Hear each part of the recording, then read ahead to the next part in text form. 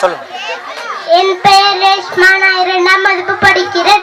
ஒரு ஊர்ல ஒரு நதி இருந்துச்சான். அந்த நதியில முதல் இருந்துச்சான். அந்த நதிக்கு பக்கத்துல மரம் இருந்துச்சான். அந்த மரத்துல குரங்கு இருந்துச்சான். அது முதலையும் குரங்கும் ஃப்ரெண்ட் ஆயிட்டாங்களாம். அது ஒரு நாள் வந்து பெண் முதல்ல சொல்லுச்சான். இதோ ஆண் முதல் கிட்ட சொல்லிச்சான். இதோ நான் குரங்கோட இதயத்தை சாப்பிடணும்னு சொல்லிச்சான். அது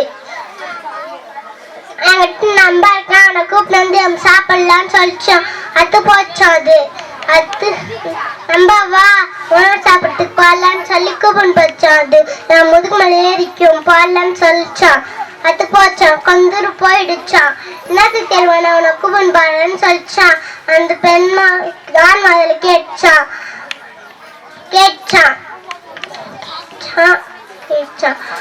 உணவு சாப்பிடறதுக்கு தானே அப்படின்னு சொல்லிச்சான். குரங்கு பெண் முதல்ல ஆண் முதல்ல சொல்லிச்சான்.